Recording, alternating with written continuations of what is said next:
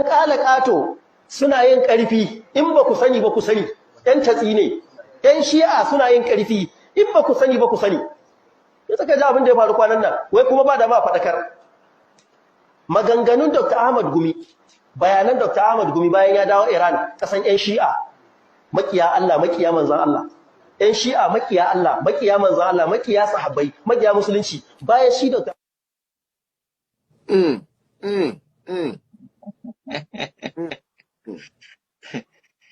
Ya ce ‘yan tatsi ne suna ci gaba, suna bunƙasa, ‘yan ƙalaƙato, mutane ba su sani ba. Suwaye ‘yan tatsi ne sarki zaki ƙila ya manta, har da sahabin da ke so ya kare, domin shugaban ‘yan tatsi ne shine Khalifa Umaru, da nassin ruwaya daga Musulun. Me aƙidar ‘yan tatsi ne sarki zaki? Aƙidar shine ba su yarda komai ba sai Alƙur'ani. Wanda ya assasa wannan aƙidar shine Khalifa Umaru. Manzon Allah ya ce zai rubuce cewa Alƙur'ani ya isa, babu buƙatar wani abu bayan Alƙur'ani. Hasbuna kitaballah. Wannan ita ce asasin aƙidar ƙalaƙatu ko ɗan tatsini da ake cewa. Okay. So suna ci gaba alhamdulillah. Kuma san ta wani ɓangare yake nufi suna ci gaba ba. Sai ya ce kuma ‘yan shi'a ma suna ci gaba. Mu ma muna ci gaba, wannan kaga abin alfahari ne. Mu musamman muna ci gaba, ashe ci gaba muke yi. Shaida daga wanda yake ya ayyana kansa a matsayin maƙiyanmu. Kamar yadda za ku ji a gaba. Shi da kai shi ya. ‘Yan Kur'aniyun, wato in za a bi asasi mutanen sai na Umar ne. Akan a fahimtarsa suke. Hasbuna kitabullah ita ce ƙalaƙatu. Komai in ba Alƙur'ani ba sa buƙatar shi. Shi ne kuma fikira. Shi ne maganar da Khalifa Umar ya tabbatar da manzo Allah ce zai rubuta shi a hasbuna kitaballah. So in ka maida aqidar qalaqato din gurgumta za ta tike ne asasin sa jigonta tushenta shine wannan magana tashi. Na'am. Alqur'ani ya isa. Kuma su ne suka hana rubuta hadisan manzon Allah. Bal wa'inda ma suka rubuta cikin sahabbai suka cewa a kawo musu da shi da Khalifa Abubakar suka kokkona. Duk tarihi yayi wannan, ya faru a tarihi. Na'am. Kaga wanda ya hana rubutun hadisi ya ce a kawo kuma ya ƙona kuma ya ce alƙur'ani ya ishe shi kadai. Me bambanci da ƙalaƙatu? Shi na ƙi da ƙalaƙatu ba sa buƙatar komai sai abin da cikin alƙur'ani. She ya kuri. In sun ce sun bi asasi kamar misali ta Sayyidina Umar. Shin gabanin ayi Annabi sallallahu alaihi wasallam ce masa ya kawo a rubuta ya ce a Qur'ani ta isan ba hadisai before wannan lokacin. Akwai rayuwar manzon Allah ai hadisi ce. Ba manzon Allah suke kallon in yayi abu su aikata? Na'am. Ko in ya umarce su je su yi? Ko in sun ga yana yi? Haka. Shaidar da aka yi wa sahabbai in suka ga manzon Allah yayi abu ba ma sa tambaye dalili kurin yi suke. Na'am. In suka ga manzon Allah ya zo wani waje kurin ya tsugunna ba sa tambaye dalili. Kurun su ma sun zo nan tsugunna za su. Shine hadisin, shine sunna. Aikin manzon Allah furucinsa ko abin da aka yi a gaban shi bai kore ba. Kaga akwai shi zaman manzon Allah rayuwa musulunci ta rayuwa ce guda biyu, Alƙur'ani da sunnarsa. Alƙur'ani wahayin da Ubangiji da shi kuma manzon Allah ya massala ya waddaha ya yi bayaninsa a aikace. Ko ya faɗi yanda za a yi, ko ya sharhinsa, ko ya tabbatar da tabbatarwa, ko ya kore na korewa. Shi ake ce ba sunna. Haka manzon Allah ya rayu. Manzon Allah da ya zo gargaran mutuwa yana kan gadon mutuwa ya ce zai yi wani rubutu wanda bayan shi al'umma ba za ta ɓata ba. Khalifa Umar ya ce a Alƙur'ani ya ishe mu. Sannan bayan manzon Allah ya bar duniya da halifanci ya zo hannunsu Khalifa Abubakar da Khalifa duk lokacin sun kokkona hadisan manzon Allah. Duk wanda ya san ya rubuta wani abu daga manzon Allah ya kawo musu. Aka tattara suka sa aka ƙona. Suka hana rubutun hadisan manzon Allah wanda sahabbai suke yi a lokacin sun ji manzon Allah ya faɗi abu su rubuta. Suka hana. Ba a fa fara rubutun wannan hadisan ba sarki zaki sai lokacin Umar bin Abdul Aziz. Wannan tarihi ne tabbatacce Allah ya sa wani yayi tarihi ya zo ya ce ƙarya ne musu kona hadisan manzon Allah ba mu zo mu mishi karatu.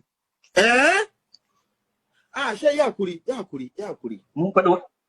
Sayyidina Umar yasa aka kora hadisan manzo Allah sallallahu alaihi wasallam. Da ba shi kadai ba, kafin lokacin shi Khalifa Abubakar yayi, shi ma lokacin sa yayi. Suka yi shela duk wanda yake da wani rubutu wanda ya rubuta daga manzon Allah ya kawo musu. Kowa ya je kawo wanda ya rubuta a jikin itacen bishiya dabino, wanda ya rubuta a jikin ganye, wanda ya rubuta a cikin fatu, duk suka tattaro sahabbai da aka kawo baki da suka sa aka kona su, kuma sannan suka sa doka sun hana. Me dalili? Bari wani ya zo ya musa sarki zaki. Bari wani ya zo ya musa, ba shi ne mawdu'in mu ba wannan, a mahalli ba shi ne mahalli shaɗin ba. Amma akwai dalili.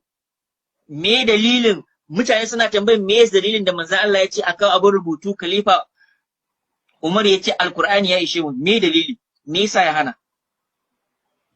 Mutane su tambayi kansu.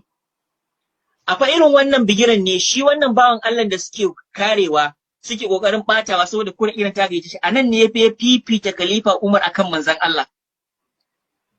Akan wannan gabar sarki zaki karka manta. A wannan matsalar ce ya ce ba dan abin da Khalifa Umar ya ba da yanzu addini ya ruguje. Haka. Da ya hana manzon Allah rubutu. Ko ba ai wannan matsalar bane ba? Ya faɗa. Dr. Gumin nan fa shi ne yayi. Wanda yau suke zagi. Suke cewa ba dan ahlus sunna bane ba. Suke cewa ba shi da tauhidi. Shi ne fa a wannan matsalar ya fifita Khalifa Umar akan manzon Allah. Cewa Khalifa Umar shine yayi daidai manzon Allah kuskure ya so ya jefa al'ummar nan. Addinin ya so ya ruguza. Wanda wannan kalmar nauyinta ya kai a ce za ka iya fita daga musulunci. Ka jingina manzon Allah cewa ga wani abu da zai yi, da ya yi wannan abin da ya rubuta addinin. Addinin da aka aiko shi domin ya gina shi, domin ya tabbatar da shi, amma wai zai wani abu da ya rubuta shi. Wani irin tunani ne wannan? To su suka yi wannan, su haka asalin Boko Haram kenan. A asalin ƙalaƙatu kenan, malam in ya manta ne mu tana mishi tarihi na ƙalaƙatu. Shi alhamdulillah sai mu ce maka idza jaa nasrullahi wal fatah wa ra'aita an-nasa yadkhuluna fi dinillahi afwaja fasabbih bihamdi rabbika wastaghfirhu innahu kana tawwaba. Wani ce amsar mu akan wannan. Shi a tana bunƙasa alhamdulillah, in ka ga nasara ta zo sai gode wa Allah. Mun gode wa Allah da Allah ya tabka wannan nasara, kuna raye, kuna makiya, amma kuna tabbatar da cewa muna ci gaba, muna bunƙasa. Allah mun gode maka da kuna mana wannan rayuwa. Abin da kuka so ku binne, abin da kuka so ku hana, abin da kuka so ku ki gani, yau gashi da bakin ku kuna faɗa cewa yana ci gaba. Wannan nasara ce gare mu. Kuma shaida da mu ne muka faɗa kila sai a ce ƙarya muke, to maƙiyi ne ya faɗa. Muna ci gaba, mutane ba su sani ba, mun gode Allah. Mu maƙiya Allah ne, mu maƙiya manzon Allah ne, mu maƙiya musulunci ne, duk wani za mu baka amsa a gaba don za ka ƙara maimaitawa. Sa mana kilif na gaba sarki zaki. Akwai magana. Shi Dr. Ahmad ya dawo, tsarabar da ya zo da shi shine na suka ahli sunna da suka Saudiya. Akwai kuskure ka rika suka ƙasar Saudiya, akwai kuskure. Wa'annan shugabannin Saudiyan abinda suke wa addini Allah kaɗai ya sani, ko da suna da kurakurai. Kuma mu sun fi mana mutanen Iran, saboda dai ba su ba da ƙofa ana zagin Abubakar da Umar ba. Ko da shugabannin Saudiya ba su da wani amfani kamar yadda shi da tuhumi ke rayawa, to mu su toshe kofa ta zagin Abubakar da Umar da Uthman sun mana komi, wallahi sun cika yaya, kuma sun fi mana komai ne. Ana ganewa? Sun fi mana komai.